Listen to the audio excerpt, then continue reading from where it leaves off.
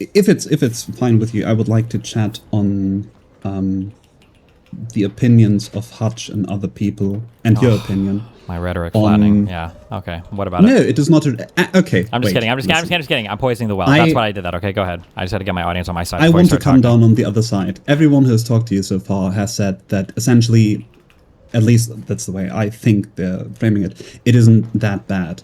And I would like to convince you that it is worse than you think. Oh, okay. And that the analysis that you or Hutch are making are way too superficial and way too symptomatic. And the wait, changes are way that too need to... superficial, and what was the last word you used? Symptomatic. Wait, sorry. Do I need to make my microphone a bit louder? Well, it's... Yeah, definitely. Louder. Well, no, it's sorry. EQ'd very weird. What... Are you speaking to the correct side of it, or... What kind of mic do you have? Yeah, a Hyper Quadcast X, but I have different settings for English and German, and those are currently the German settings. You have different settings for English and German? Yeah, because German has a harsher tone, and we pronounce K's and T's a lot stronger, and so if I use those, it sounds a bit more like mouth noises. Okay, well, turn it to the English setting. It's just very bassy right now, that's all I'm saying. Or the highs are cut out. Okay, wait. Give me 1 second.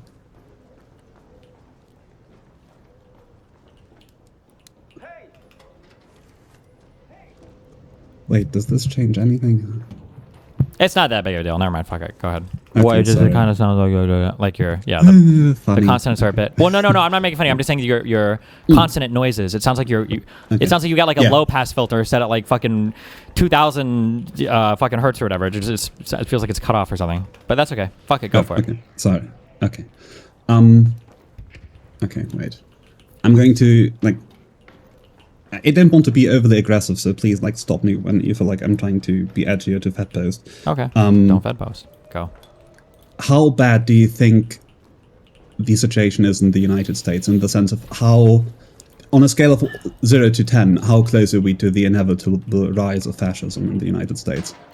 So this is my issue, and I've said this before with some people, and the issue is really one of like, it's a thing that I can only say this, like I'm intellectualizing this hardcore because I don't actually feel this emotionally at all, but I feel like you're not going to feel it emotionally until it's too late. Like asking like, are you in a dream? And like, I don't know, you can intellectualize that, but like you don't really feel like you're in a dream ever. Or like talking about like free will or whatever, right? Oh, I don't have free will, but like, I mean, I feel like I do.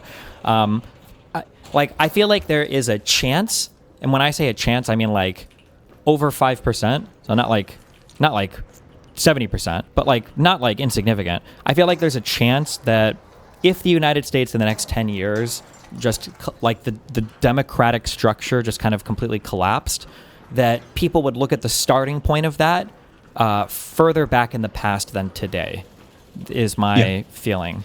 So like, or not my feeling, when I think about it, that's what I think. Because I feel like when you slide into really, really, really bad shit, you don't see the slide. It's just at some point you realize like, oh shit, the water's boiling, and you know we lit the fire for this a long time ago, but I guess we just didn't do anything about it. That's kind of my worry, and I think there, like I say this, and I've said it so much, and I feel like it loses impact.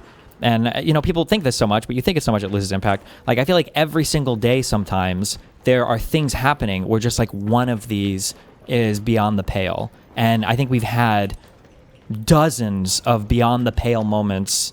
Just in this last year alone, we've had dozens of those moments. The deposing of Maduro without any who the fuck knows why. The idea that we're going to steal oil from Venezuela. The idea that he told oil execs before Congress that he was going to go to war. The Iran thing twice. Like, it was just thing after thing after thing after thing after thing after thing. Yeah. So I think the situation is really, really, really, really, really bad. I think our system and our institutions are very robust. If for no other reason, we have so much. If something's in motion and to stop it, that can still be described as inertia, right? So I can say even though we're moving, we have a lot of inertia. I don't know if that makes sense, but like to decelerate us or to change us in one trajectory or another, it takes a lot of force because we're so robust and we've got so much. But like, man, we're testing it as much as humanly fucking possible right now. It's just crazy to me. Like I'm gonna watch another.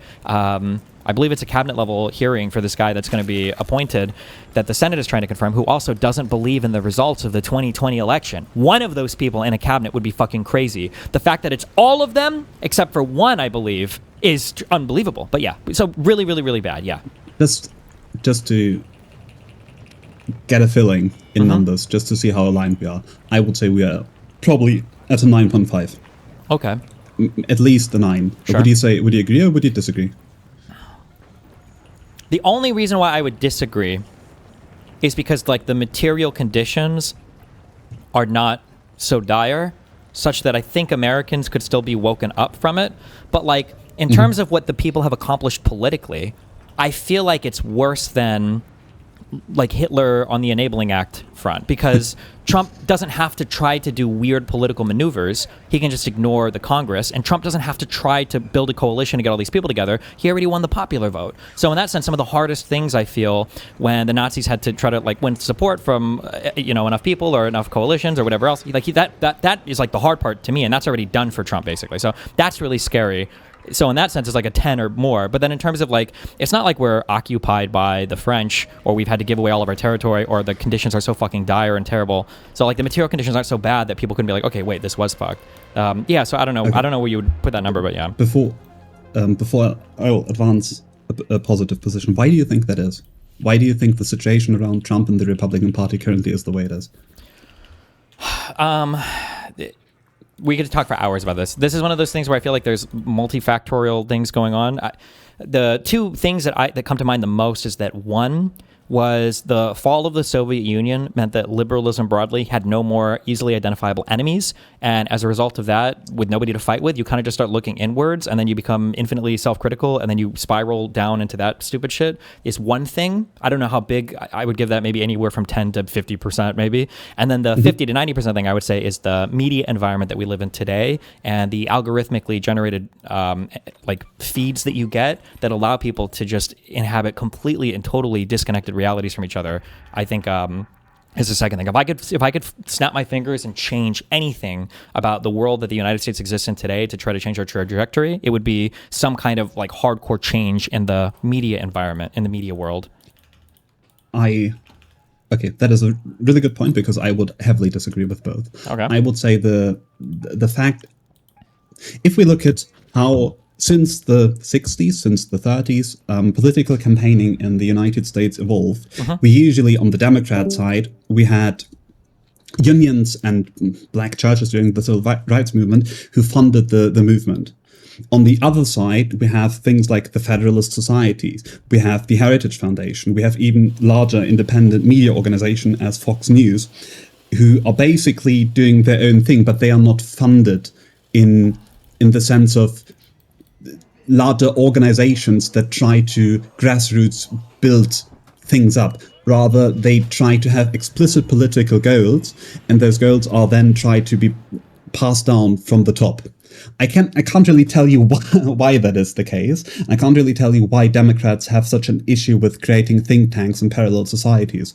But if you look at how Republicans organize, even seeing this in TPUSA, or, well, I think the Federalist Society is the best example, but even then, Republicans tend to create parallel societies within the society of the United States, and thus they rely less on the broader institutions of the United States and only need to weaken them to achieve their own agenda. Like, if you look at Trump won the term, Donald Trump used to be massively unpopular with conservatives and the elite. And somehow, both the Heritage Foundation, for whatever reason, and the Federalist Society campaigned on the idea that, don't worry, when Trump gets into office, Trump will elect conservative Supreme Court judges. Yeah. And then when Trump got elected, they advised him on said judges, I think Gorsuch and Kavanaugh? I think it might have been everyone he appointed, I think. I could be wrong on that. But the lady too, Amy Coney Barrett? No? Maybe. I just know that I know for a fact that the Federalist Society advised them there. Okay. And so Republicans, and when I say Republicans, I don't necessarily mean the GOP. I mean like the broader conservative movement. Sure. They organize in parallel to society. They explicitly build parallel structures, as the case is for the Federalist Society with like their chapters, or in the case of TPUSA, that are not beholden to the broader public. And whenever they come into power, they try their best to claw themselves into power. And sorry, I didn't want to ramble. There's a subsequent point, but should I continue? Or do you want to say something to this? I kind of understand. Are you familiar with the term shadow government? Like in America, we don't have this term, or we don't have this thing, but it almost feels like that they have like their own people, their own policies. I guess they have like a strong ideological foundation that they're constantly pushing for and building from, such that as soon as they're in power, they're able to kind of, or if they have like a vessel in power, they're able to enact their will through that person, because they already have all these structures set up to advance their ideology and to keep their ideology alive in the minds of everybody else and all that. Yeah. One of the biggest, I've never actually considered this point at all before, so I appreciate you for bringing it up. One of the biggest criticisms of Obama that I've heard is that Obama failed to invest in any kind of like thing for the Democratic Party at all, such that when Obama was gone, everything about Obama was gone. There was no investment in any. Yeah. Go ahead. There is the Obama Foundation. I'm probably going. I hope I don't forget this, but there are Clinton and Obama foundations. They are there. They do exist, but for whatever reason, and I'm not trying to conspiracy theorize you. But for whatever reason, they don't work that way. The Obama Foundation, as well as the Clinton Foundation, don't have the explicit goal of advancing progressive or democratic or left-leaning policy for whatever reason. Sure. I think it might be more like charity-focused than anything else, maybe. That's what I mean when I say like left behind. Like when you talk about like the Federalist Society, the Heritage Foundation, whatever. These are things that are like actively. I mean, like the whole Project 2025 is a good example of this, right? Like they have like a whole ideological platform, and then from there they, just I guess blueprints if you got any, or that's all I'm looking for, and microprocessors. Sorry, Jesus. We don't have any kind of like ideological thing like that on the left. I think anywhere. Yeah. Not only ideological, it's. There are no command structures, or not command. I didn't say command structures because actually no. Let me point bring this point here. For the longest time, I have wondered how can it be that the Republican apparatus, whatever, the Republican machinery is so incredibly in lockstep on every level. Yeah. But the Democrats are completely unable to formulate any kind of system in any kind, and I am German, obviously, so we don't have that issue here. We have massive issues with Russian intervention into our politics, but we don't have like this. Well, to a certain extent, we do have right-wing media, but we don't have this talking point issue where on day one. The lead politician of the AfD says something, and then this is going to be repeated by every single member of media, government, every person. Yeah. And like recently, listening to I think one of your, I don't know, maybe with Hutch or maybe with the Polster guy, it clicked for me. It is not that those things are in lockstep, but rather it is a very unique set of circumstances that has now led to Trumpism or American fascism, to the American brand of fascism, to give rise. But I hope you can carry this. I hope you agree with this idea, because I think that American fascism diverts in the image of how it presents itself. So, for example, Hitler or the NSDAP were German in the sense that they were militarized. They represented the Prussian ideals. They represented strength, they represented the military, and so on and so forth. I think the reason as to why Donald Trump, or why American fascism is so palatable, because American fascism flourishes on drama and spectacle. But ironically, people who are this overly dramatic and who are this overly spectacular, they don't have policy goals. They don't have like a vision. Donald Trump does not have a vision in any kind for the country. So what he did, or what has happened, is that because he was so power hungry but so visionless, essentially every conservative organization hatched themselves to him once it became apparent that he was the nominee, and injected their own little thing into him. You can see this with the judges, the aforementioned judges that I mentioned. You can see this with Project 2025. You can even see this with Steve Bannon. I don't know if you know this, but Steve Bannon originally, he was his campaign manager. Sorry, addendum. Steve Bannon did not believe that Donald Trump would win the presidential election. Sure. It was after, I think, the first debate that he actually started to fund him. And because Trump was such a blank slate, he is essentially the coalition leader because everyone can get everything out of him. Yeah. Yeah. And I feel like if we're analyzing this in the sense of we need to now, we need to now change the entire GOP. We need to now change the entire media structure or whatever. We're missing that we're just one person away, another Donald Trump, another Jake Paul, for example, or any kind of media person away that just wants power, that can be ejected into this political apparatus that the Republicans created, and they can just repeat it. And the Democrats are completely unable to do anything against this because they don't have a political vision. So this is one of my broader points, and it's one of the reasons why I get frustrated with people who think we just have to win the election really hard. My issue is that, so one thing I've said for Trump is I feel like, assuming we come back from all of this and everything is A-okay and perfectly fine, Trump was like, we had a really lucky test run with Trump because he, in a way, embodies kind of all the worst things about like an authoritarian leader, but like he's also really stupid because regardless of what you think about Trump, I think that, or what? That is the opposite of what I'm, sorry, that sounded mean. That is the opposite of what I'm trying to say. Well, sure. Here, let me finish. Let me run through this point. Yeah. So in my mind, I view Trump as being somebody who's very stupid. When I say stupid, I mean he's not very politically effective, and he's an empty vessel for other people to fill their thoughts into. But he doesn't have a mind at all for politics. Somebody in my mind, knowing a little bit about him, but not as much as some, I view Netanyahu to be like an evolved version of Trump, where Netanyahu's main strength is that he can hold together like a coalition really well, and he has like a good mind for politics. But he maybe doesn't push his own. Like Netanyahu is not as far right as a lot of people in the West think he is. It's people like the Smoltriches and the Ben Gvirs that push him in that direction. That would be our equivalent to like our Stephen Millers and maybe our Bannons in the United States. But the worry would be that now that the ground is fertile, now that somebody like Trump can come in, now that all these structures exist for Republicans to kind of push their ideology through whatever person ends up winning or assuming office, that if a Trump-like figure were to run again, and when I say Trump-like, I just mean he's like a charismatic, narcissistic dude that like Americans vote for because he represents whatever the fuck America feels about itself, anti-institution, whatever. But he had a mind for politics such that he could actually more effectively enact the will of people like Stephen Miller or the more hardcore conservative elements in this country, that it would be like game over, that we would be like completely and totally fucked. And I feel like the ground has been prepared really well for that. It's just a matter of luck now if that figure actually comes up that the conservative establishment can throw its weight behind. That's the scary thing to me. Yeah. But go ahead. That is somewhat close, but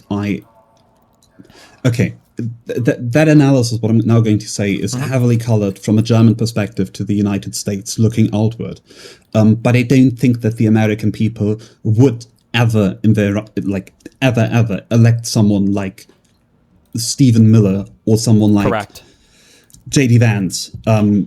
As soon as you don't... wait, real quick. When you say they would never elect them, I agree with that, but only because of their personalities, not because of their ideologies. Yeah, 100%. Okay. The point that I was trying to make earlier is that the American brand of fascism thrives on spectacle and drama. You can't become a populist in the United States without being someone who's overly dramatic, someone who essentially built their entire brand on insulting and producing drama and staying in the spotlight. Sure. I don't think that these kinds of people, by definition, are the people who have the mind for politics, because essentially you have to sideline politics for the drama. Like imagine if you were Donald Trump right now, and you have like this imperative inside of you that you want to stay in the spotlight. You want to do stuff. I agree with you 100,000,000%. I've repeated this a few times. So a guy emailed me this, and it's a good point. I think that there are times when I keep questioning, like, why would this leader do this, or why would this person do this? Like, this is so stupid. If you wanted to be like a good authoritarian, why wouldn't you do A, B, or C? And I had a guy email me before and kind of talk through that. Like, it might be that certain minds are drawn towards certain styles of leadership, and the kind of person that would win an election the way that Trump does wouldn't be the kind of person that would rule in an intellectual manner, right? It doesn't attract those types of people. Yeah. So in that sense, when you say Trump is not politically effective, or we're lucky that Trump is stupid. I disagree. We are unlucky that Trump is stupid. We are unlucky that Trump has this ability to be funny and to unite all the coalition parts under him, because a person with more of a political mind would have never been able to put together someone as extreme as Steve Bannon, Sure. while at the same time getting support from Russia, while at the same time having support from the Heritage and the Federalist Society and Fox News and Newsmax. That is, you have to. I understand what you're the saying. I guess broadest- when yeah, I'm sorry. thinking, I understand what you're saying. I guess what I'm thinking is like,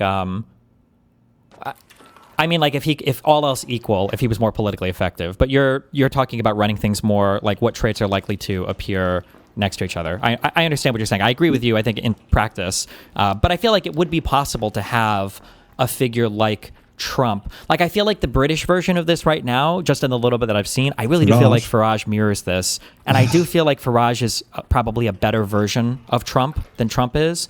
But maybe the British political ground isn't as fertile for the most retarded shit in the universe. Yeah, go ahead. I would disagree to the extent that I've been not too active with British politics, but as far as I understand, Farage is extremely incompetent. We don't even need to use Farage as an example. We could use the AfD. Like, it is undoubtedly that the AfD is probably 100 times worse than Donald Trump on like every kind of way, and they are also more competent than Donald Trump, Sure. but they are still unfathomably incompetent. The AfD is unable to create their own little party structure. The AfD is not able to present the candidates.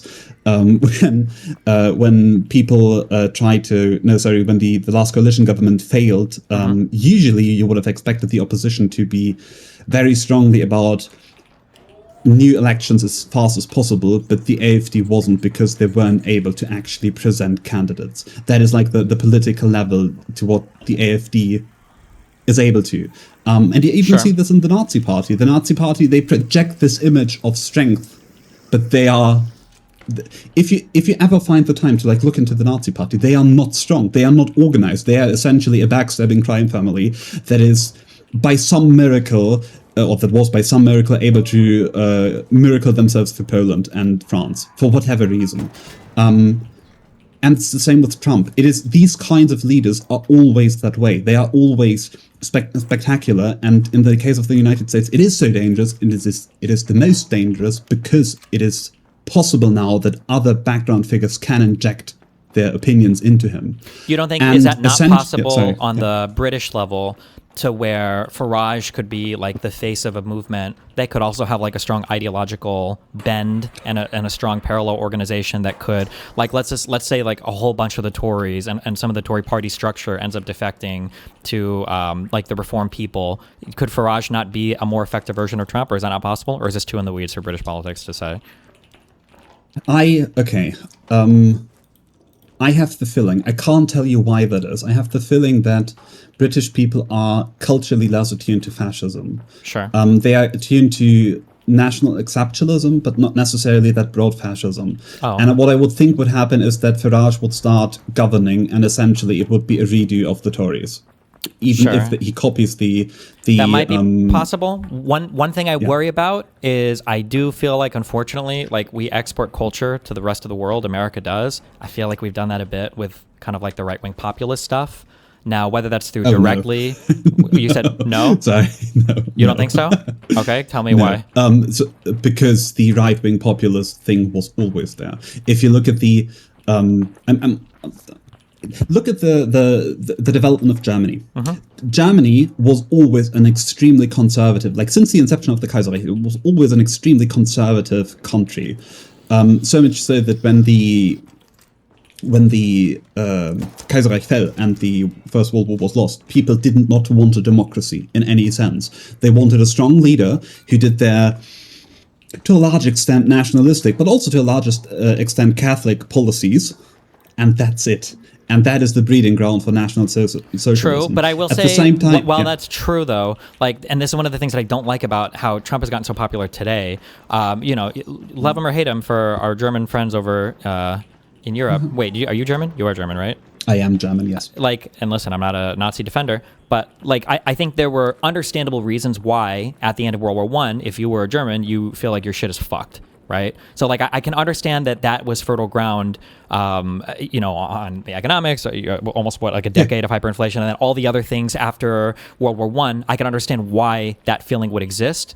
And I don't think that those feelings should exist, especially in America today. And I would say probably not broadly in Europe today. But I feel like when the Trump MAGA movement grew, I feel like when Brexit happened, I think without MAGA, I don't think Brexit would have actually passed. I think that these two movements, I feel like they vibed off of each other and they grew up together. Yeah, but go ahead. If you ever find the time to look into Brexit, sure. Brexit is, I wouldn't use Brexit as an example, because Brexit is not necessarily a populist thing that just happened. Rather, it is the most tremendous fuck up by the Tories that anyone has ever seen. The fact that, what was his name? The Prime Minister at the time called for a non-binding referendum that passed, I think, 42 to 58. Yeah, this is Cameron, right? No, yeah. Sorry, 48 to 52%. And then, because it was non-binding, could not be repeated, forced the United Kingdom out of the EU is insanity, especially if you consider that if it was binding, it would have been repeated, because the way it was conducted essentially made it null and void. That is an incomprehensible fuck up from the Tories. And sure, but I mean, there's also the fact that half yeah. the British or United Kingdom supported the concept of just completely and totally exiting the European Union. It's not the wait. I think it was like 68% of electoral participation. So it's like 30. Well, yeah, you can say that, but I mean that's assuming that all the other people that didn't vote would have voted one way or the other. Okay. But I'm saying, but in terms of who voted. Wait. Waiting. I was together with a British woman for like 4 years. I've been told the overwhelming sentiment in the country, at least around London and Cambridge and Oxford and whatever, was that it doesn't matter because it is not going to pass anyway. And for that reason, a lot of people just didn't go out and vote, because the proposition at the time was seen as such an incredible, such an absurd proposition that people just didn't go out and vote. Sure, I've heard this. I heard this brought up a lot when it came Cambridge Analytica fraud. Yeah, I've heard this a lot. I've heard people bring this up because I think that was one of the reasons given for why people were trying to push for a revote for a bit, is because people were like, well, we didn't think this would actually happen. But I mean, regardless of, and I'm sure that did influence some percentage, but probably like a 1 to 5%, but not like a 10 to 20%. That's still like a huge percentage of the British population that voted to just fucking yeet themselves out of the European Union, which I think is kind of crazy, no? Have you ever read into Cambridge Analytica? Yes, a long time ago. The huge Facebook thing with the super ultra targeted ads for information that you probably shouldn't have been able to. Yeah. Mm-hmm. Which is like election interference. It is propagandizing from outside sources. Sure. So you might say, okay, this might be 5 to 10%, and then we have like maybe another 5 to 10% through Cambridge Analytica, and suddenly we go from like 33%, a third of the country, to maybe a fourth or a fifth of the country. And I'm sorry to say this, but remember back in school when you were like daily seeing the normal people? I think a fifth, or a stupid fifth of the population, is generous, and I think that is to be accounted for. Okay. As harsh as that sounds. Do you disagree? That some people are just dumb? That like irredeemably stupid? Is that what you're implying? Oh. They got him. Cambridge Analytica got him. They took him out.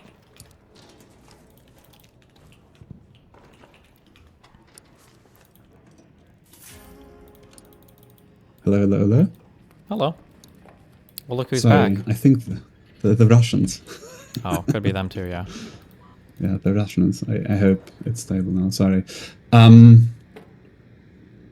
You're saying that like 20% of people are just really dumb. I don't want to say really dumb because that sounds derogatory, but 20% of the people are not necessarily attuned to politics and are easily convinced about anything. Sure. And I think that is just the case. Yeah, sure. And we should, Sorry, we've gone massively off topic. No, that's okay. Okay, yeah, go hit me up. Where were we at? Yeah, sorry. You said, right, I remember. You said, Or wait, actually, no, wait. I want to explore this for like 2 more minutes, just because I'm curious for your perspective as a European. Because I've always taken this for granted. I've never had anybody challenge me on this before, so I guess I'm kind of curious. In my mind, I feel like the MAGA movement and the Brexit movement grew up almost as like sisterly movements. It's kind of like weird right-wing populist, anti-immigration, which I think was a huge driver for Brexit, anti like superstructure. So like Trump like kind of hated NATO and these like the globo homo stuff. I feel like Brexit was like a pushback against like the globo homo to some extent. Yeah, and then you know figures now it's a little bit delayed. Things like mistrust or distrust in the mainstream media. A lot of Brexit people fucking hated the BBC. Claimed that the mainstream media were all liars and all of this. I see a lot of trends that run in parallel to each other. Are you saying more that like maybe your claim is that there were conditions in both countries that allowed these two movements to grow up in parallel, but that it wasn't necessarily the American movement feeding into... Okay, yeah. That could be true, sure. That is, you can make an even stronger example. Like, purely on a time basis, the rise of the AFD is also more or less lined up with the MAGA movement. But the conditions that cause those two movements are vastly different. To understand why I will even say probably Reform and the AFD are more akin to another than they are to MAGA, because both come as a response to very long conservative governments. And in Germany, it is the Merkel government, and the Reform is in response to the Tory governments, and that in conjunction with the respective refugee crises basically caused those. Sure. The AFD exclusively governed, or not governed, sorry, they never governed, they campaigned on removing refugees from Germany and stopping them at the border. And that is the same case for Reform. Reform massively governed on the idea that there are people rushing into the UK. We have this, they have this Muslim influx of people, and now the Muslims are taking the jobs away. And that was what Reform was based on, which is, again, more similar to the AFD. Whereas I would say that the American fascism, or the MAGA movement, it was built on,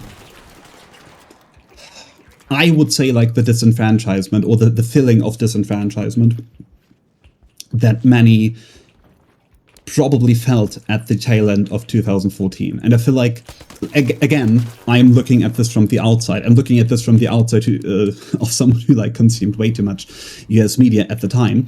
But I remember in 2014 that it felt like every politician and every thing that happened in the United States was similar. Like, oh, we're going from Bush to Obama, and Obama, who did good things, basically is another career... Do you remember the term career politicians? Career politician was a big insult, yeah. Yeah, that is, I think, what is the stronger point of why did Americans feel disenfranchised? Because to a certain extent, I feel like the stability of the aughts and 2010s basically created this ecosystem where it felt like everything we do doesn't really change anything broadly.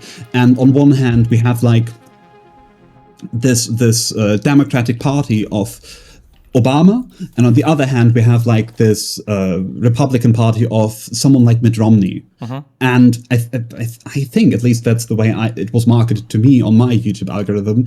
I think the changed Donald Trump was more so an outsider coming in and an outsider moving away from the disenfranchisement. Sure. And I think to a very large extent, it is also something that is also very special to America in particular is the news cycle. You don't understand how incredibly fast your news cycle is. No normal European person would ever interact with the American news cycle. The fact that you have 27 news coverage from Fox News or from CNN is mental. Yeah. I've commented on this that there are things that we get over in literally 1 to 3 days. Yeah. Like the whole Venezuela stuff was like a 2 or 3 day news cycle. And in my mind, that could be like presidential defining, like a term defining thing. Like this thing happened with, and even like with the Iran war now, it's just like we're on to the next, whatever Senate confirmation. Like everything is happening so fast that it feels like nothing is really happening ever. And it's very, very, very crazy. I think I'm kind of like preempting a question that I wanted to ask in the future or later. I think the correct question to ask is, if we want to avoid Trump's success or if we want to avoid Republican success, do you think someone like Donald Trump would have ever had a chance in any major European government? And if no, what are the stopgaps that would bring him to his knees? I mean, today in the UK, maybe. I'm not sure. Probably not. The answer that I feel is no, but I feel like it's because your medias in your other countries are still kind of doing things. All American media is like just really, really, really fucked. It's just, our media just sucks. Like, I think that we had like an okay-ish, or maybe even a good like mainstream media, but there was this thing that happened. You give me your perspective on this too, I'm curious. But like this thing happened where it felt like the people on the left were so afraid of being like, okay, backing up one more step. The conservative movement in the United States has grown increasingly like unreal. They live in a totally different reality. And as a result of that, if you're doing media to cover media and to feel like you're being fair and impartial, you get into this weird world. It's like, okay, well, I got like a million bad things to say about this group of people, and I don't have as much bad to say about the other group of people. So it kind of feels like I'm being partisan or biased in a really bad manner. And I feel like as a result of this, I feel like a lot of liberals in the media fell into this trap of like, I don't want Trump derangement syndrome, so I need to cover both sides fairly. So I need to find shit to nitpick the left about. And then eventually you get this alternative media world that starts to spin up as a result of new technologies and probably foreign interference. And because it benefits one side, the conservatives a ton, that get pushed a lot as well. So then the mainstream media is now like second guessing itself even more, where they're like, holy shit, like the people really do want to hear something different and maybe we're not doing a good job. And then now like our whole media environment has collapsed into this black hole abyss of alternative media slop dog shit, such that like, when you say we have fast media cycles, and then you ask me, do you think Trump would have survived in a European country? I think these two questions are linked, because I think one of the reasons why our media cycles are so fast, and one of the reasons why people like Trump or the Conservative Party in general can thrive, is because there's not really any accountability. Like, media in the United States right now is really just an opportunity for conservatives to come on and do PR, and that's basically it. Like, if I can come on and I can tell a lie, and then I can just stream the next day and do nothing else, like, yeah, these cycles are going to go fast because there's no accountability, nobody's going to push me on anything, and liars thrive in those environments. But like, if it was the case that if Trump did something truly fucked up, like, I would say, we don't even talk about it anymore, but the election denialism is a big thing. That should be a thing that comes up every single fucking time somebody talks to these people. You don't believe in the results of the 2020 election? Where's the proof for that? That should come up every single time, such that the media agenda grinds to a halt. We're not covering new stories because we're so fixated on this. It would force the politicians to respond to that, and it would raise the salience of these issues to the average citizen, because now they'd be seeing it on the media all the time. But I think, even though people like to think themselves, especially in America, we love to believe that we're above influences and everything else, and we have the free minds in the agency to choose all the best things. If you would actually force an American to sit and listen over and over again to an administration official defend why they don't believe in the results of the 2020 election, and then media people grill them on that, it would change the way people view those issues. But yeah, that's how those issues kind of all tie in to me. God. Okay. Sorry, if you hear me typing, I can't remember everything, so that's okay. Typed on your points. You're fine. I feel like there are two things to be said about this here. I think there are actually three things. The first one, or the point that I wanted to advance previously, which is like semi-unresponsive, so please stay Yeah, you can go for it. What do you know about memory, about episodic memory? Not as much as a neuroscientist PhD guy, so you tell yeah, what do you technically mean? speaking, I'm a psychologist, or might be soon. Well, my bad. Okay. What in particular? No, it's fine. Episodic memory is the kind of memory that basically remembers your episode. So, what did you do today? Well, today I had breakfast, then I went to university, then banged your I mom, went shopping, gotcha. and now I'm here. So yeah. Okay. There is a specific kind of memory illusion if the kinds of episodes you feel are too similar. So, for example, during COVID, we did nothing but get up, do nothing, I don't know, play games all day, go to bed. This creates a feeling of nothing happened here. Sure. Because all the members blend together. Yeah. I would say this is essentially what is happening in the United States. Because you are so inundated with news all the time, constantly. And the news are, today Donald Trump, I don't know, attacked Iran. Today Donald Trump attacked Venezuela. Today Donald Trump made another scandal. All you hear is scandal, scandal, scandal, scandal, scandal, scandal, and then another scandal, and all those blend together. And you don't really feel the emotional weight of each individual scandal.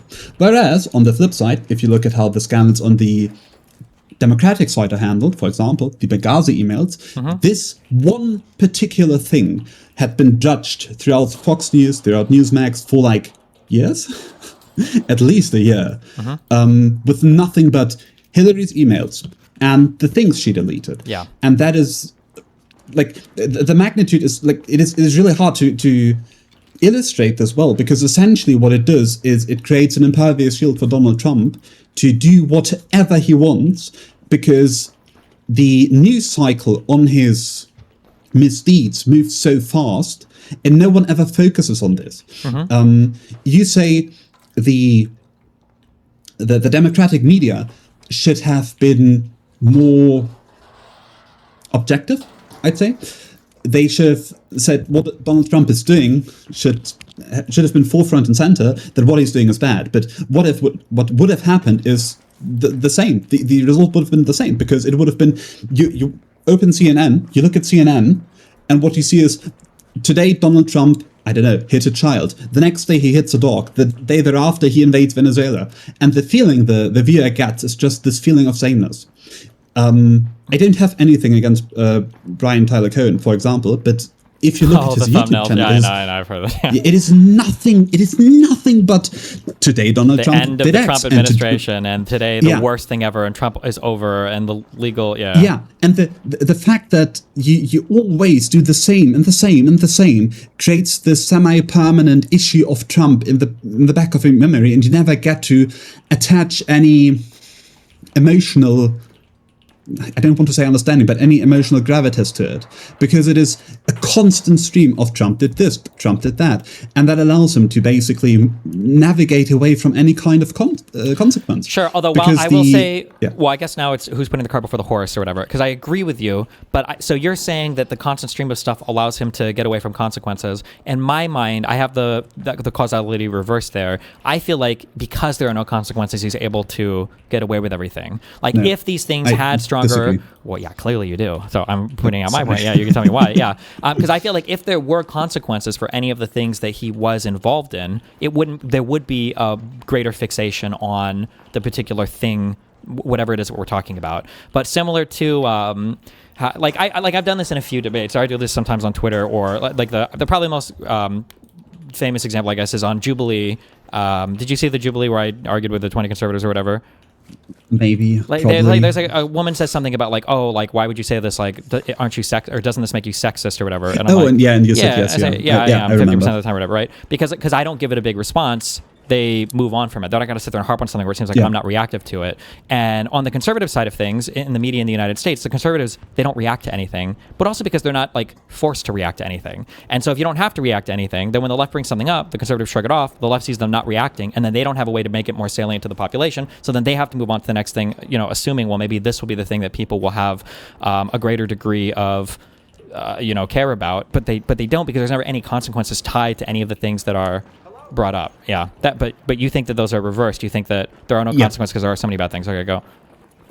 Because if you look at how Donald Trump entered the political fray, it was not on conservative terms. True. It was on his own terms. Yep. Donald Trump was not in the beginning an extension of the conservative apparatus. Rather, he was a thing that just appeared and was very contrary to the conservative apparatus. They hated him in the beginning. Yeah, every exactly. motherfucker hated him. But yes. the things that he, most importantly, the things that he did weren't so, I don't want to say disegregious. They were like mean comments. They were like making fun of John McCain or of disabled reporters or whatever. And what both right and left-wing media did was just report on it, and then report on the next thing, and then report on the next thing, which then caused the thing that I'm trying to illustrate here. It is not that Fox News initially was so pro-Trump that he didn't face consequences on the conservative side. He did, but it was just too much to put on it. Look at oh god, I don't know what the name of this presidential candidate is, but there is this guy that got felled because of his yeehaw. Oh, do you know it's who I mean? Is it Howard Dean or is that an actor? Yeah. What is that? Do I have the What right he should name? have done is just continue on as usual, Yeah. or do another scandal. It is essentially to not to be too personal, but just stream through it. Just Sure. go on. Don't we see this in literally. Well, not every facet of German politics, but we see this in facets of German politics, where people used to make mistakes in politics and then they were gone. Yes. And at some point in the last 10 years, politicians have realized that not necessarily the appetite, but the tolerance of the public for scandal is much higher than maybe people had well, originally not the thought. tolerance of scandal, the memory of the public to actually enforce this, and most importantly, the lobbying of third-party groups to remove people is just not there. Sure. Because the obvious, there is a politician, just as an example, Jens Spahn in Germany, who basically during the pandemic took mask deals, like COVID masks, and gave them to his friends. And literally, I think millions or billions of dollars or euros were just wasted because of him. If one would want to fell him, I think one should have to bring a lobby group into existence that does nothing but scream from the rooftops what this person is doing and what he has done, and literally advocate on the lowest level. But that doesn't happen. What happens is that things come out.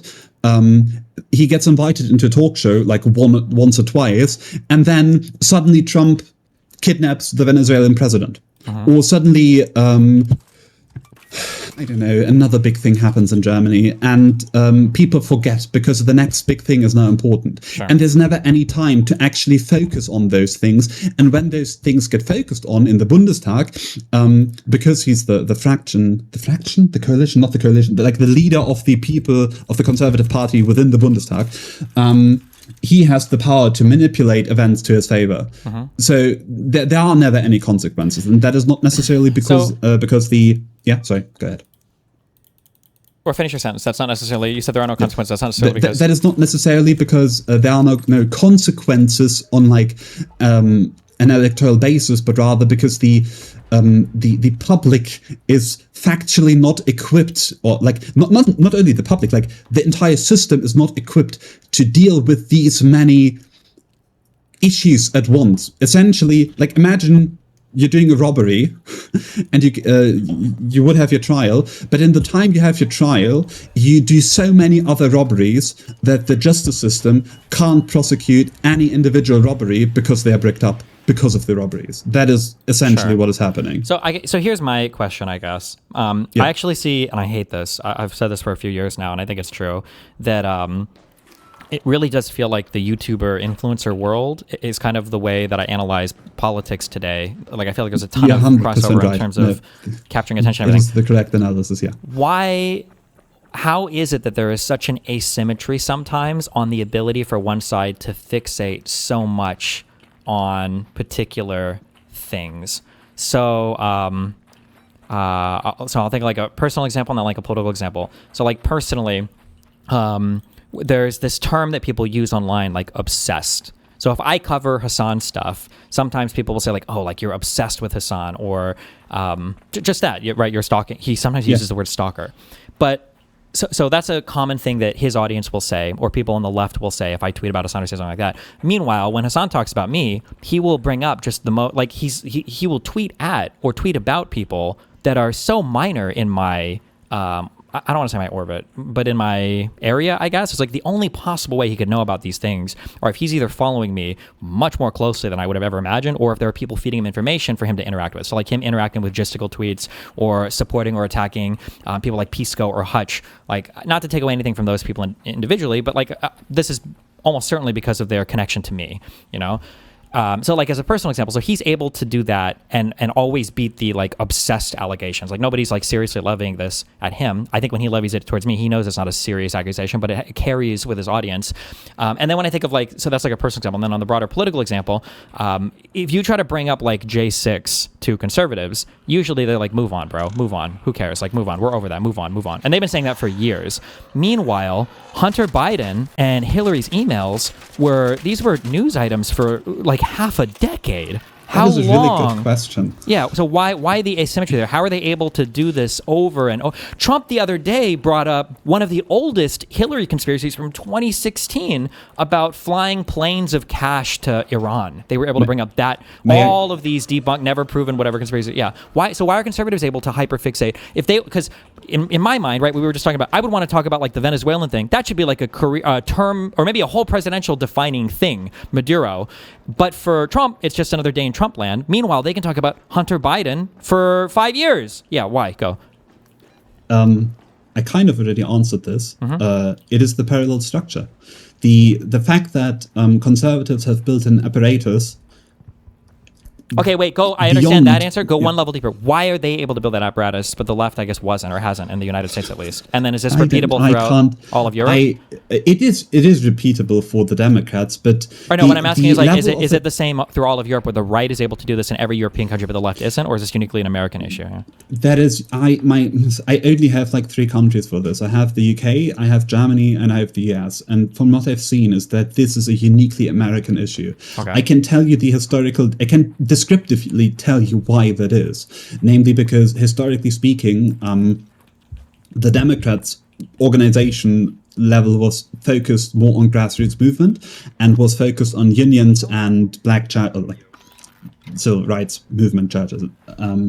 And historically speaking, those two things have just broken away because during Reagan, when unions were weakened, they were not able to properly support the democratic movement anymore.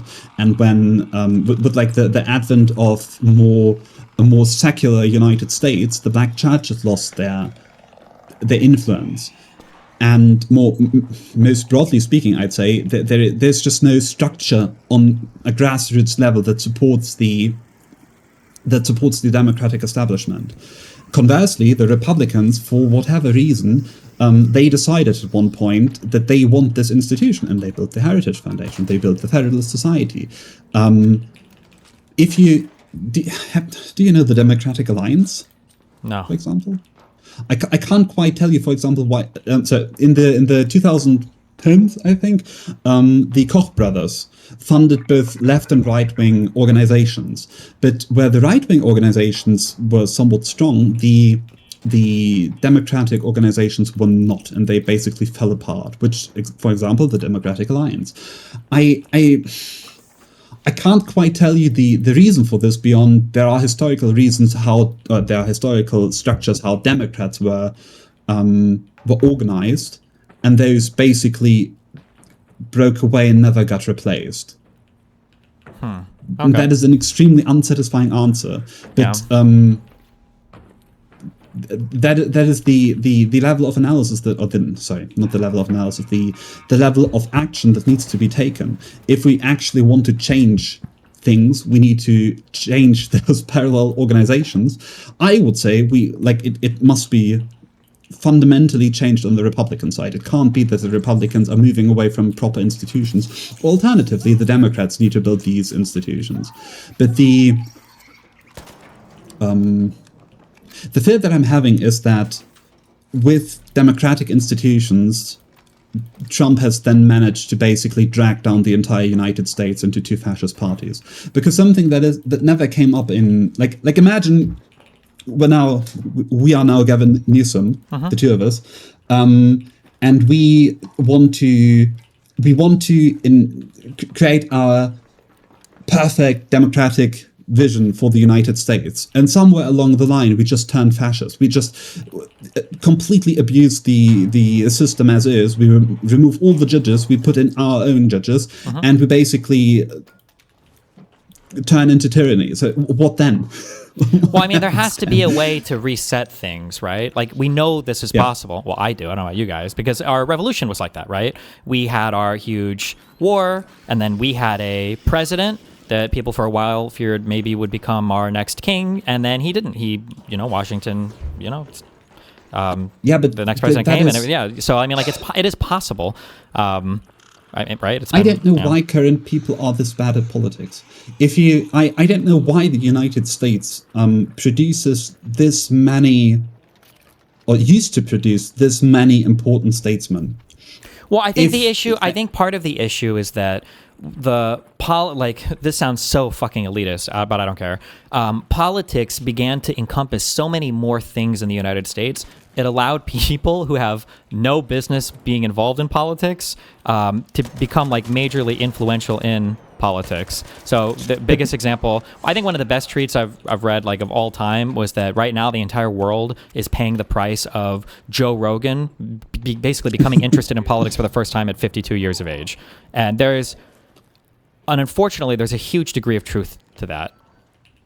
Joe Rogan, I'm sorry that I'm bringing everything back to this point, but Joe Rogan wouldn't work in that sense without these parallel structures. Look at Joe Rogan in 2016. Of course, he was always a bit conspiratorial, but the guests were someone like Vsauce or The Amazing Atheist, or I think like Ben Shapiro, but quote unquote old Joe Rogan used to be not objective, but he used to have extremists from every aisle.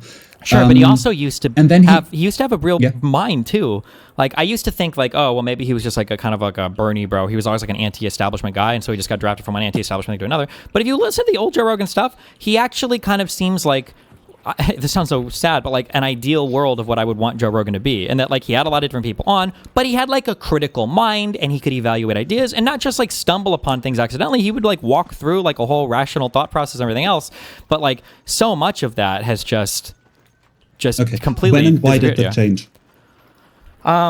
For that, unfortunately, I'm going to go back to my other answer. These are always so boring because they're so grand, but like I think it's the social media algorithms. I think that if you put, and I point to, I don't know what you think about Richard Hanania, but I point to him as a big example of this, to where if you put somebody in a certain media environment long enough, and you just have them consume in that environment, they'll lose their perspective on reality. They're just incapable of engaging with reality anymore. Because you just, there comes a certain point. Like, I feel so ashamed for saying this. I've said this before. Like, I was nervous getting my COVID shot and my boosters. I was like, am I fucking up right now? Like, because for me to feel so steadfast and that, like, I'm like, the mRNA technology is solid, it's been tested, it's been trialed. Like, you have to stand in opposition to so much coordinated mis and disinformation. It's unbelievable how much is out there once you start going down that hole. And I feel like that happened to Joe Rogan in combination with, there was that. And then the second thing was, for whatever reason today, everybody, every man involved in politics now is very fragile. So if you get bullied once by somebody, you can become oppositional to that forever. And I think that CNN doing the ivermectin shit on Joe Rogan, I think that also like broke his mind, unfortunately. And he was just like, yeah. Why is that only the case though for the left? I don't Well, know. not the That's left, a but- good fucking question, because when the right, wait. Because I think that, okay, so why does this only happen on one side? I think it's because it's this other idea I talk about when it comes to purity testing, because the right loves voters. And if you're willing to vote for Trump, they will fucking overlook anything. There is no ideological or values test. They will have evangelical funerals for Charlie Kirk while talking about the purity and sanctity of the family, and then they will bring Andrew Tate onto their podcast to talk about masculinity. As long as you're supporting the party and the candidate, they're fine with you. But on the left, we do have some semblance of values or ideology, even in the center left. And then if you don't comport with those, they'll kind of test you on them. And it's just so much easier to find love and acceptance on the right as long as you're willing to support the party or the candidate. And Russia. But I don't know how big that is. But yeah. True, and Russia.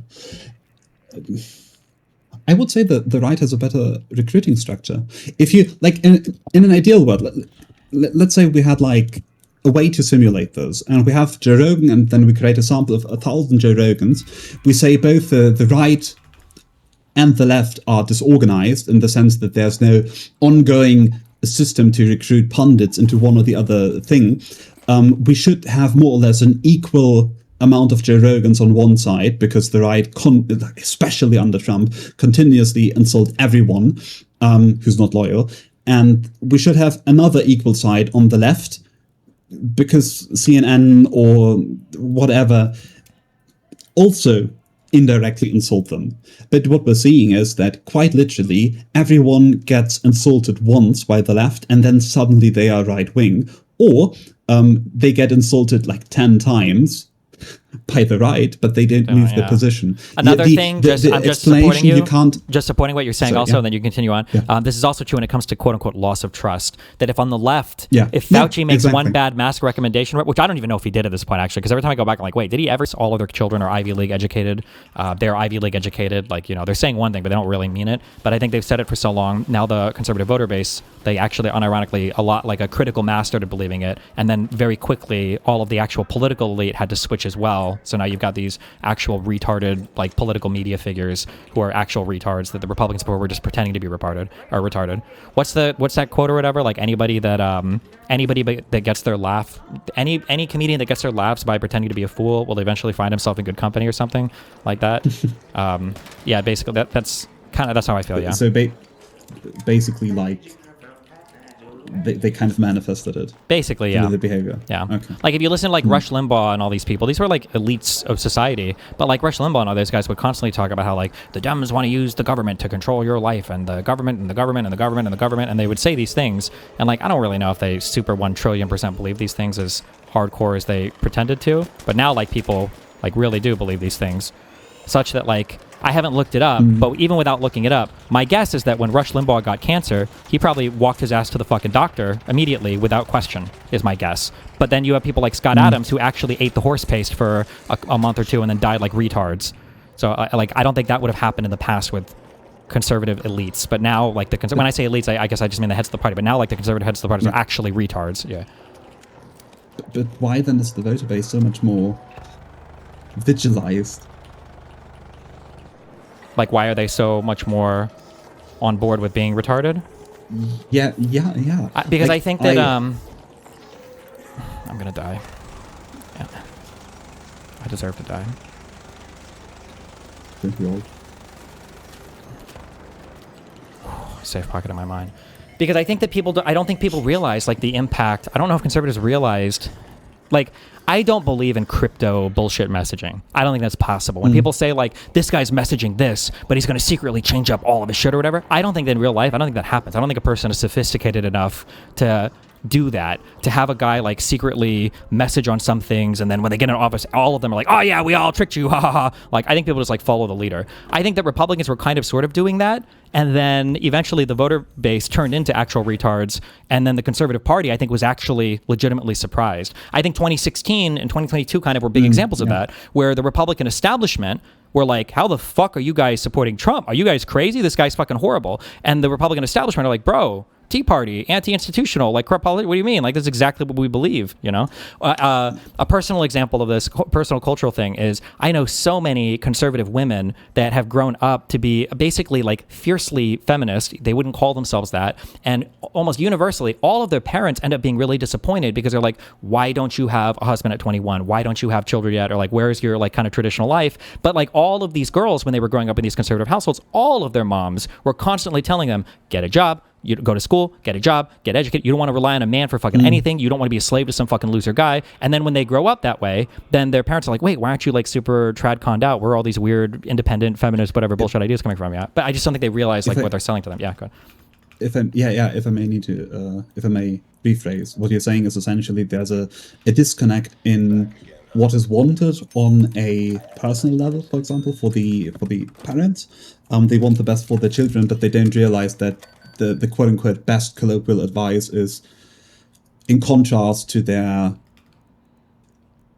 purported values. And for the elites or the Republican head class, they are looking at staying in power, they're looking at mobilizing their base, but they don't realize that through the way that they are mobilizing their base, they're creating negative side products that they cannot get a hold of, Yeah, essentially. I always call these things like Okay, the deals okay. with the devils that they were making, that they didn't realize that they were yeah. making a deal with the devil with the Trump thing because it was giving them short-term huge popularity, but long-term, I've said this for a long time, and now it's finally starting to manifest, or it already has, is like leading to huge damage in the conservative movement because these aren't sustainable things. Yeah.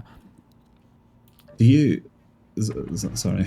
Yeah. Do you have an intuition of what exactly appeals to Donald... what is the thing that Americans find appealing about Donald Trump? What kind of thing does he capture in the American psyche? I think that Donald Trump represents something that Americans don't feel like they get or didn't feel like they got from any of the political class was being genuine. I think Dave Chappelle said it best when he called The him, honest liar. and that like Donald Trump comes out and he tells it like it is. And I'm always, when I'm in my debate intellectual mode or whatever, I'm always criticizing people. It's like, well, just because somebody's honest, what if they're honestly a horrible person, you know?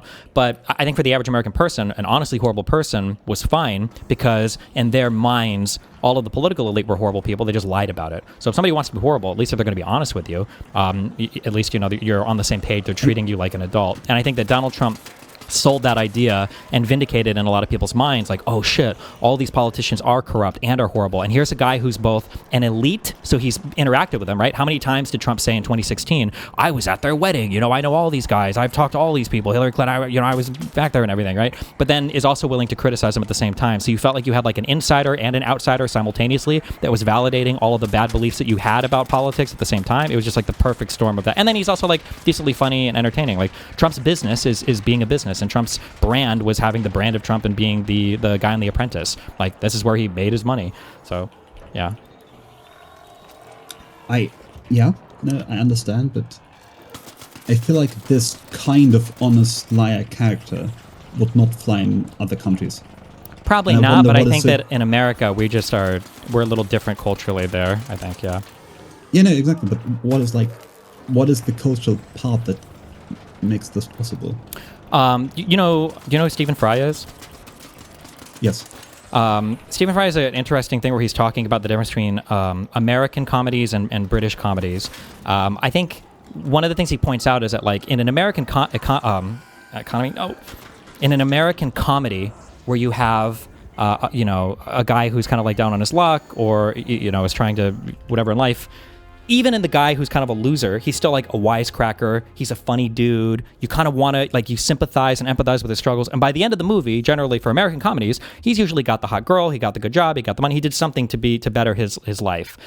And I think every American kind of sees themselves as built into our national psyche as being like a dispossessed billionaire or a dispossessed, ultra successful person. And we all have that kind of locked in our minds. So we don't want to think of like a politician. Like I joke about this. I say, like when people are like, oh, I want the president to be like me. And I say, well, I don't want the president to be like me. I would want him to be better than me. I want him to be a better person. The average American doesn't have that thought. They just think that everybody, like we're very much like, even though some race realists and conservatives try to say otherwise, Americans are very much like tabula rasa people where they think all of us are kind of equal and should have like the same capabilities. And we want to see people that are like us and a guy who's like the everyman, but who's also like a wisecracker and successful. And yeah, Trump, I think, resembles that. I don't think in like European society at large, in most that I'm familiar with, I don't think they have those same thoughts, I guess, broadly. Could it be that I feel like looking from the outside into America has like an ungodly amount of optimism, and no one in Europe ever understands why. For one, like, of course, British and German culture are exceptionally pessimistic, but even like more optimistic cultures like France or I don't know, Spain, probably Italy, probably they cannot match the fervor of we'll pick ourselves up again and we will have our place with the sun. Where does this, like, is it just because America was this country of migrants, the new world hope, or is there something deeper going on that America has this absurd amount of optimism? American exceptionalism is baked a little bit into our history, right? Like if you like, But other countries have those too. Like, yeah, but the British feel themselves exceptional. well, I'm not trying to shit on my European brothers or whatever, but like the United Kingdom is a fallen empire, right? Kind of, right? Yeah. From controlling at their peak, what was it? Like a quarter of the world's territory was under British rule. Yeah. So I mean, like if you look at the United States in terms of our history, we're still arguably, if we're not like on an upshoot, we're like peaked still. Like we're kind of the world hegemonic leader and best schools, highest economy, all of this stuff. So like we're still kind of like riding high off of all of that. I would say maybe similarly actually to Israel, to where if you talk to a Jew in Israel, they're like, we're God's chosen people and all that. It's like, I understand why you feel that way, especially after all the military victories you've had time and time again. I'm sure you feel that way. You've just gone up and up and up. And I feel like Americans, just because of the history of our country, we still kind of carry that feeling with us. Yeah. We don't have any bad, like, we don't have like a, we don't have like a fault. Like we won arguably our Civil War. And so we kept our country unified and we helped in the world wars. And so everything's just been seen. And even the things we've lost haven't been consequential to like our territory or our country. That's another thing that's nice about America, is that all the wars that we fight are away from us. So even if we lose, we don't feel the same ramifications. We didn't lose territory to fucking Vietnam or I guess, I'll say Vietnam, I guess. We didn't lose territory to them, or in Afghanistan or whatever. That wasn't our territory that we lost when the Taliban rolled through again. So, yeah, probably these things all maybe play into it and factor into it a bit. Okay. Oh, also maybe the idea that, and I don't know how fair it is to say with this, I'm only aware of Israel and the U.S., but I've said other European countries like this. The United States got to set out in a very intentional way, like where you got, instead of kind of like this natural evolution from monarchies and wars and territories and noble elite class and everything else, like a whole bunch of American, or British, I should say, unfortunately, elites like came together, put their brains together, thought out like a constitution, thought out like a broad set of like values, put this into practice, intentionally created a government, intentionally created this infrastructure, and then things kind of grew from that highly intentional creation of things. So that probably helped set us out on the right foot as well. Well, that was a long time ago, but yeah. Okay. That's my guess. No, totally fair. I don't have the answer. I spoke with a friend from New York about this like the other day, because it is a bit strange looking again from the outside in and seeing Trump and seeing this insane distaste for him in every kind of way in Europe, but then at the same time seeing this further inside of America. I mean, in a way, I think that unfortunately Trump kind of, if you want to be an Ameris skeptic, Trump, I would imagine there's been some Europeans that have said this, or if not, they should. Trump kind of represents what I feel like to a lot of the world, America is Trump. It's a guy who amassed great wealth due to the hard work of people before him, who is incredibly crass and tasteless and doesn't have an understanding of the world, and then is just incredibly, just very gaudy, very insulting, like thinks highly of himself, is quick to throw around the assets that were, gifted to him from times, past and everything. Like in a way, Trump kind of like represents, I would say, the worst of what America is.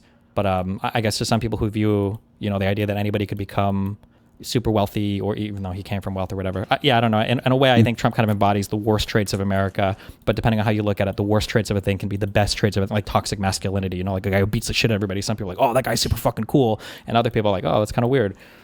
Something like that, I guess. I see.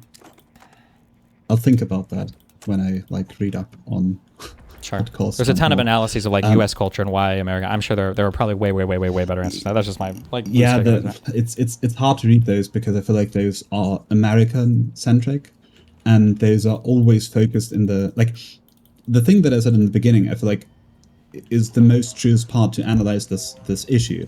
Why does Trump work in America but not in Europe? What preventions does Europe have for Trump? But the analyses that are on Trump are on Trump and the American system, and not on a comparative analysis, if you understand what I'm trying to say.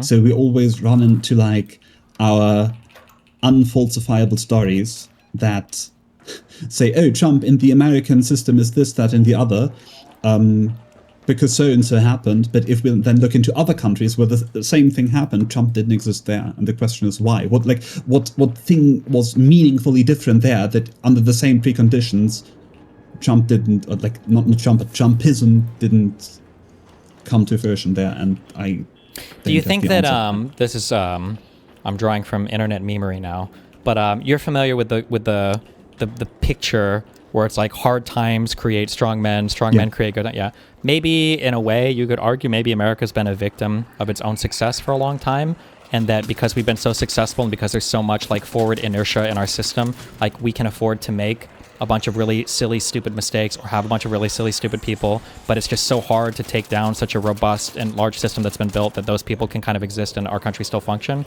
And now those people just reach like a critical mass, unfortunately. I think of like one thing I think of, here's a question, I guess. Does your right wing, like one thing that I think is just insane to me, this is probably the saddest thing in the US. Also, by the way, one thing that's very sad is that some of these things that I talk about, I feel like every single American citizen should agree with me without question. And the fact that these are like, not only do we not agree, like they completely occupy the other side of this, right? So one thing our right wing has done for a long time, now I don't think they felt this, but they outwardly said it, is they attacked the concept of education, like of higher learning, which is unbelievable to me. That was not always the case. Not in the United States, maybe not, but I know the past like 30 years, like the idea of like the Ivy League, your Ivy Towers or whatever. Rush Limbaugh used to say this shit all the time. Michael Savage, like this idea of appealing to the everyman and being a non-educated person, like that is manifested now in Donald Trump attacking what should just be no-brainer American sources of pride. That like no matter who you are, no matter where you are in the world, if I say like Harvard or Yale or Columbia, like these are schools where everybody in the world is like, fuck America, but like, yeah, obviously I'm not going to say those are bad schools. But now in the United States, we attack these things. Donald Trump has attacked these things. And it's like, what the fuck? Is that like anti-intellectual or anti-educational bend existing in right-wing movements in Europe? Is that a thing or? Kind of. But because I only have the best comparison to the AfD, and they are a party that I usually voted, I don't want to say by the disaffected, because it downplays the amount of sheer racism and national socialism that is still in the country, but they are being voted on by people with like, we have a three-tiered high school system with like the lowest usually being like trade jobs, and then we have like the second one usually being things like higher jobs that are not necessarily academic, and then the highest one you do academia. Okay. Well, not academia, but you usually go on to study and then do more academic jobs. And usually they are being voted on by the lowest degree of those three tiers. So I would wager that the cause of why the AfD is less for education is probably because this is the identity of the voter base. Similar to how National Socialism in like the Weimar Republic tried to garner its way into lower the educated people, lower the educated classes, because those are usually the people that are most disaffected by societal and economic change, and two, because those people are usually the easiest to convince. But I don't know. I've read a paper yesterday in preparation for this that claimed that it was once common that the GOP was the party of the white, affluent college graduates. And I didn't really dive deeper into this, but I don't, as far as I understand, the GOP used to be the party of the white college graduates, and I don't know why this changed. And probably before my time, before you. Well, because they went so far in that appealing to like the working class or trying to, or the culture war stuff, that eventually they became like the caricaturized versions of things that they attack. Yeah, but I don't like the unfalsifiability. You're right. I hate the historical counterfactual, because like we can go back and we can try to say like this is why, but who knows? Maybe there was like an All in the Family episode that just brain rotted a lot of conservatives, and we just don't even realize it. Yeah, I don't know. True. The thing is, you can falsify those things. You just have to do comparative analyses. You have to actually look at the preconditions and how those preconditions were similar across different countries. Yeah, it's really hard because there's like so many conditions from one society to the next to try to figure out like what was similar and what was different, and was it similar enough to say that this thing wouldn't have worked or would have worked? You know what I mean? I'm not saying it's impossible to do. Yeah. It's very, very, very, very, very challenging. Yeah. You just have to read the papers that do that. I agree technically with you. It is challenging, but like those analyses exist. And so I feel like a few days back you said something to the effect of you just have to read the primary source material, and like that is it. You just, why the fuck are you asking me these questions then? You tell us the answer then, motherfucker. I don't know. I am. I'm saying so many things. There are only so many. Listen, if you want me to read those and give you like a synthesized version, give me like, I don't know, 500 euros a month, and I'll prepare it for you. Okay, I'll think about it. Okay. I'll write you 40 pages every month, or maybe every 2 weeks. Join the pragmatic papers. Okay. Yeah. No, I just don't have the time right now, sadly. No, one of the big things that I wanted to convince you, and I hopefully have convinced you, is you need to understand what the Republican establishment outside of the GOP is, what it does, and how it caused Donald Trump to rise. And this starts like the war on the media. Lichtman said this: the war on the media is not new. It started with Nixon. Nixon's attack on ABC News and the consorts is where the Republican anti-whatever campaign began. And if you always look at the current symptom, you will never be able to derive a solution that is actually moving the country into a proper way. Yeah, I agree with that. Yeah.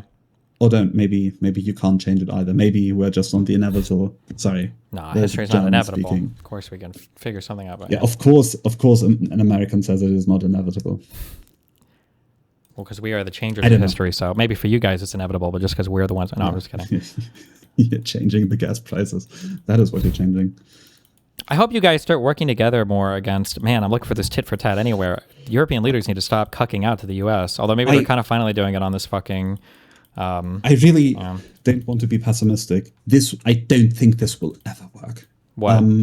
I know, like, this big European integration superpower, this will never... I think it will never work. At least not in the next 20 years or in the next 30 years. I know, like, it is easy for an American to say this. No, I agree. I don't think it would work. I think that's a Russian talking point. I think that it's explicitly to undermine the take I've always given on this. The very short and simple one is that the U.S. ruling you guys is it's really nice to work as a proxy because we're so far away from you and all of you can kind of begrudgingly follow us easily.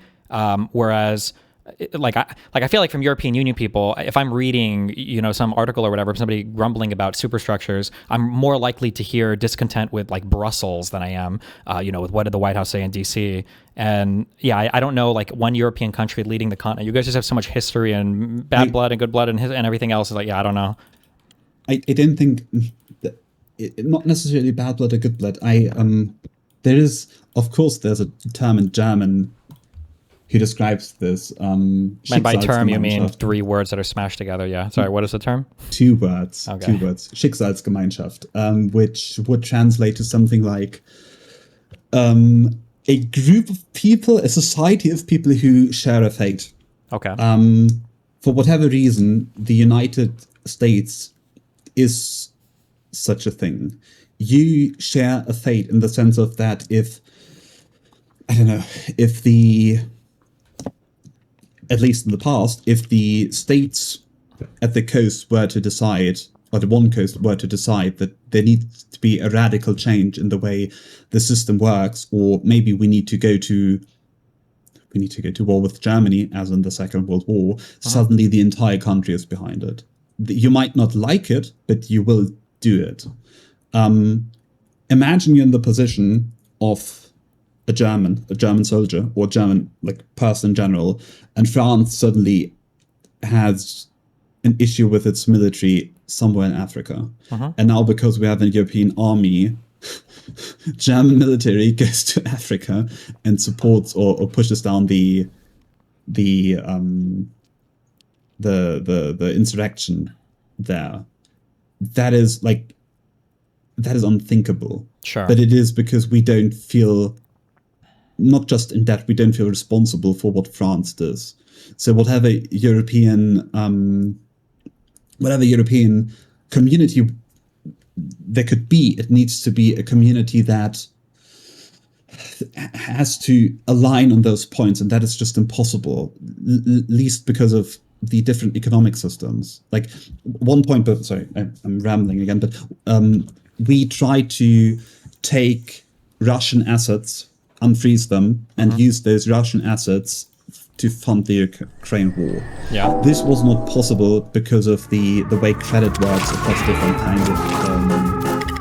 countries. It is very easy for Germany to do something and to Kreditwürdigkeit. Sorry. What? The credit score. I think it is credit score. Like, it's very easy for Germany to just increase assets and reduce their international credit score, because Germany has like not spent a single euro in like the last 15 years. So they have a very high credit score. But for someone like Italy or for someone like France, it is basically bordering on a national crisis to do this. So we can't just go there as a European community to do this, because the financial situation that would allow something for this to happen in Germany is so remarkably different to the financial situation that would disallow something like this to happen in France or in Italy.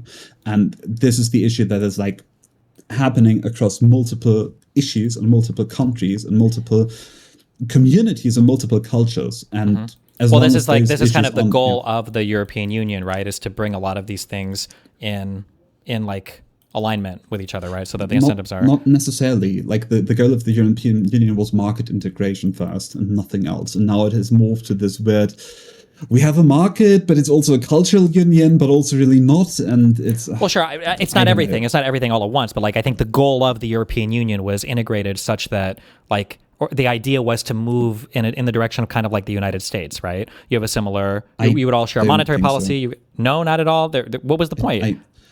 I think financial integration. I feel like financial integration is part of being bought into each other's things.